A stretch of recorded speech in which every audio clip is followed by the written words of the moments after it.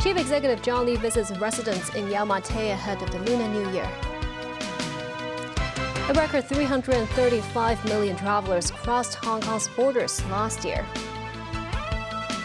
And President Xi Jinping pays a visit to retired state leaders and senior officials.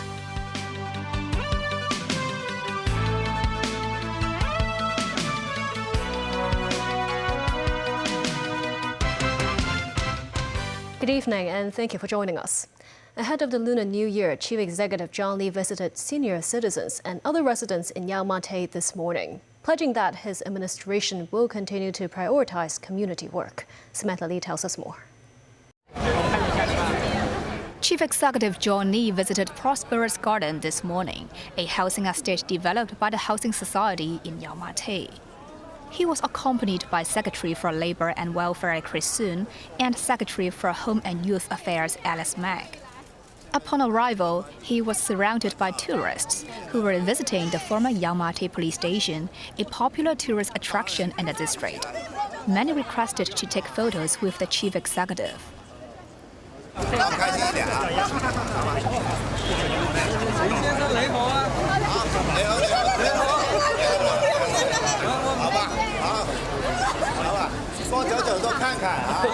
The encounter with the city leader left many sightseers thrilled.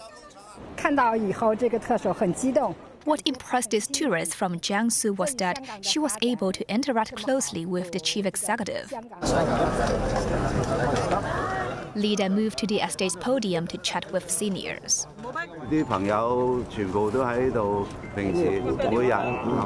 Johnny asked if they had a regular meeting place for tea. He said he aspires to such a simple and sociable life. Closing with a seasonal blessing, he wished them good health and a prosperous year of the horse ahead. On his way to an elderly community service center, he stopped to chat with residents. In a center for seniors, Lee joined them for a singing session. The tour also included 2 household visits behind closed doors. Summarizing his visit, Lee said many residents were satisfied with the amenities and services in their district. Stressing that community work is one of the government's priorities, he said senior residents had contributed so much to Hong Kong's development over the years, and now it's time to take care of them. Samantha Lee, TVB News. Chief Executive John Lee earlier visited some residents affected by the deadly Taipo fire who are temporarily staying at a youth hostel in Kai Tak. He reveals that rehousing plans for Wanford Court residents will be announced soon. It's been more than 2 months since the blaze erupted. John Lee says the task group has collected opinions from most affected households. Analysis work is underway. He says the task group should not stop working over the Lunar New Year. Meanwhile, the hospital authorities said 1 more injured resident from the fire at Wanford Court has been discharged from hospital. Of the 79 people injured in the blaze, 78 have now been discharged. The Independent Commission Against Corruption arrested 22 people over alleged bribery at building maintenance projects. They include the repair works at Chun Wan Center in Chun King Circuit, which are still in the preparatory stage. It's understood the ICAC successfully intercepted the approval of 2 projects worth a total of over $100 million. This after the ICAC received complaints that some contractors allegedly bribed consultancy firms and management committee members. Probes later revealed possible corruption cases across 3 residential estates, 3 standalone buildings, and an industrial building spanning multiple districts. A management committee chairman allegedly leaked interview questions. Hong Kong logged a record 335 million travelers who crossed the borders last year, up 12% year-on-year. The Immigration Department also says contactless e-channels will be launched at the Hong Kong port of the Hong Kong-Zhuhai-Macau Bridge. In its annual review press conference, the Immigration Department described 2025 as a busy year. There were nearly 50 million inbound visitors, which rose 12% year-on-year. Mainland visitors accounted for 76% of them, up 11%.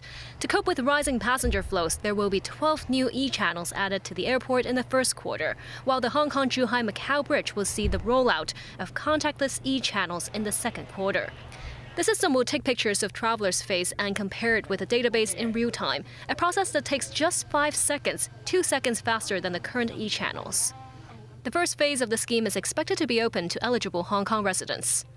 We will start a test and allowing some frequent travelers at Hong Kong, Macau, and Zhuhai Bridge to try using the system.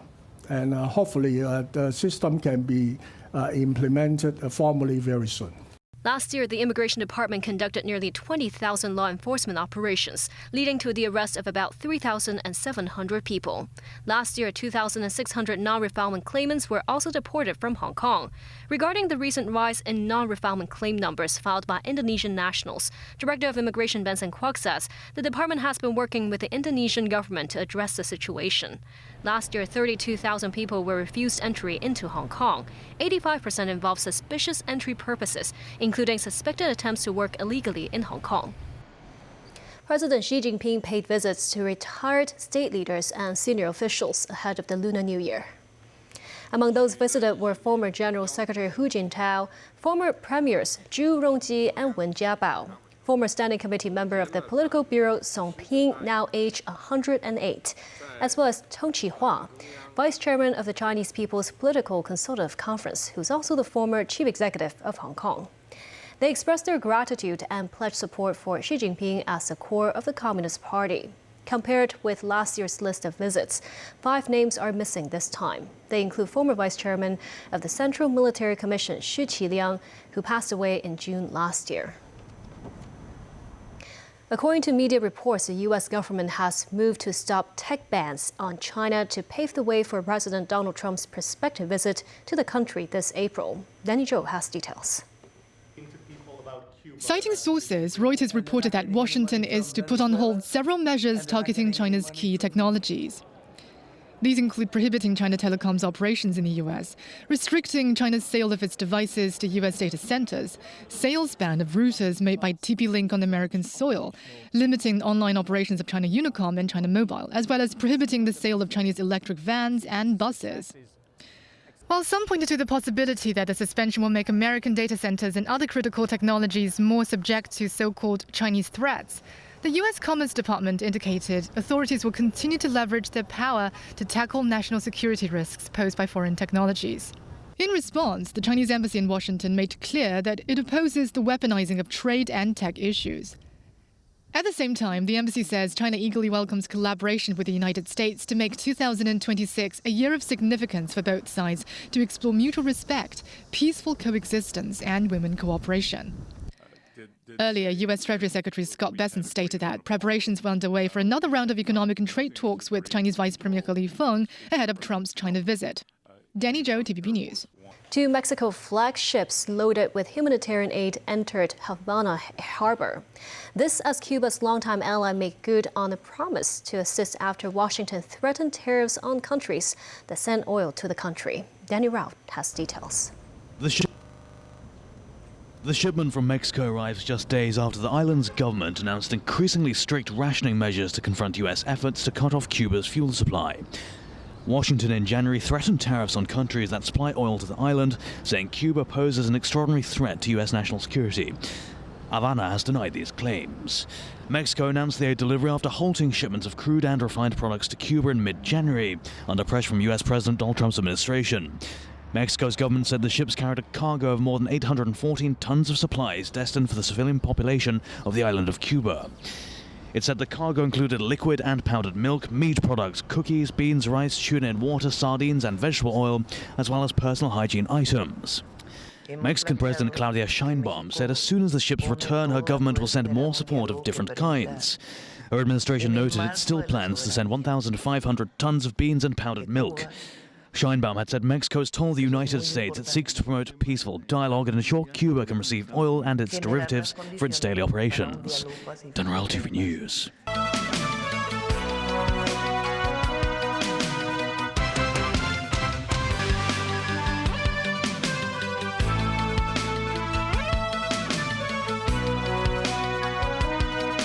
Martin Li Ka-shing, co-chairman of Henderson Land, has initiated legal proceedings at the High Court against actress Chrissy Chow, 5 YouTube channels, and Google LLC.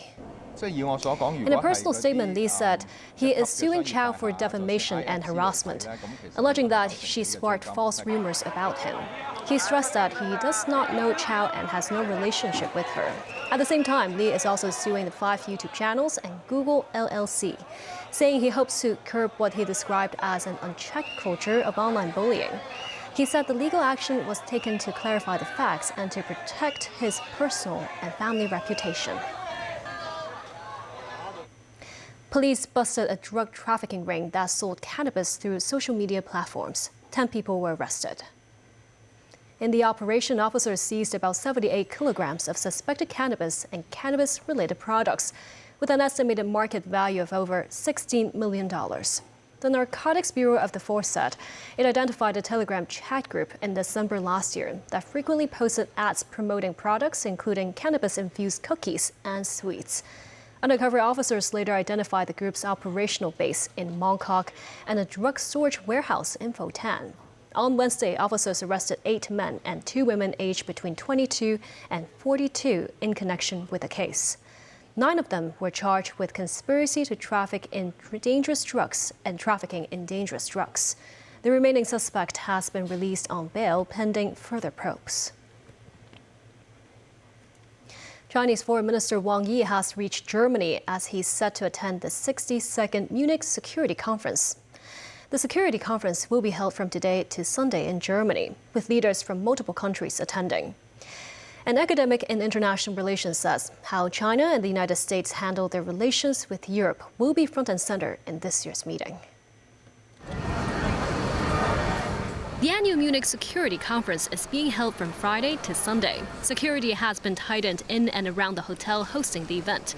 More than 1,000 representatives from around the world are expected to attend, including leaders from 60 countries or regions, heads of over 50 international organizations such as the European Union and NATO, as well as around 100 foreign and defense ministers. The U.S. will send its largest ever delegation to the conference. Organizers earlier released the Munich Security Report 2026, which said the world has entered an era of wrecking ball politics.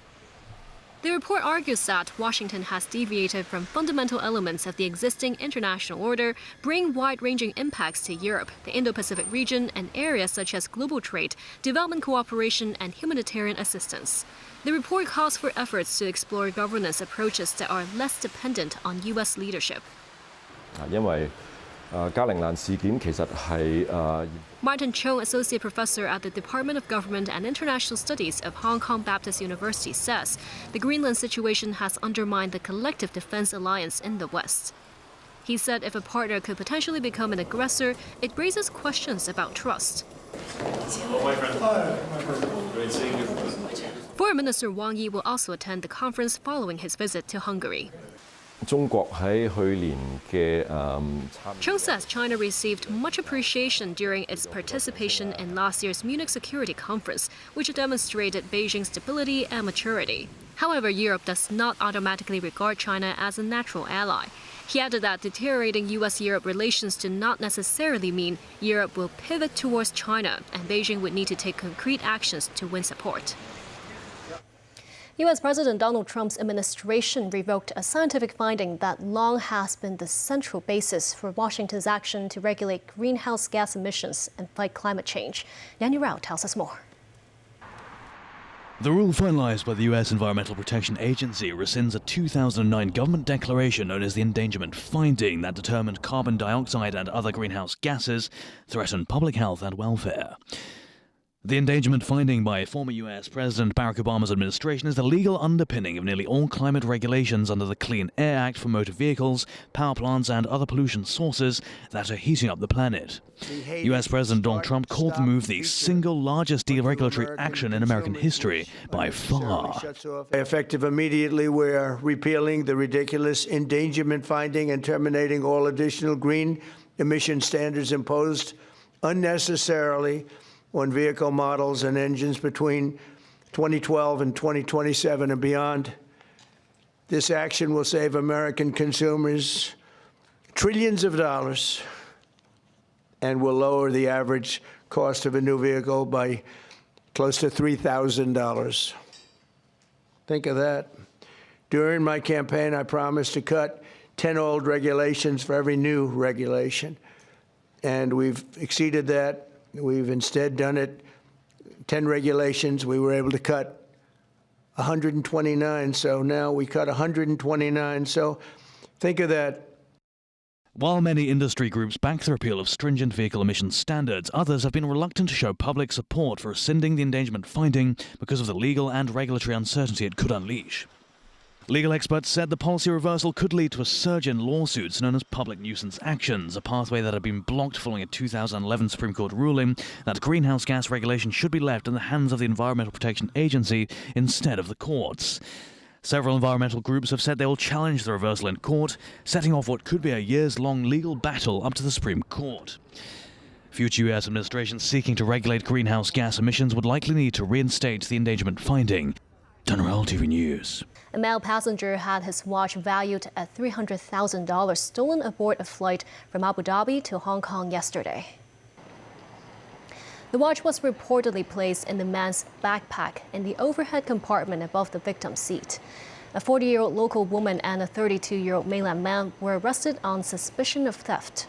In a separate case on the same day, a 69-year-old local woman set to depart for the United States was suspected of carrying a canister of pepper spray in her hand luggage during departure screening. The woman was arrested on suspicion of violating the Firearms and Ammunition Ordinance. Both cases have been taken over by the Airport District Crime Squad for follow-up investigation. With more in-flight theft detected, police remind passengers to remain vigilant while on board aircraft and to exercise extra caution when leaving their seats. And that's the news. Thank you for watching.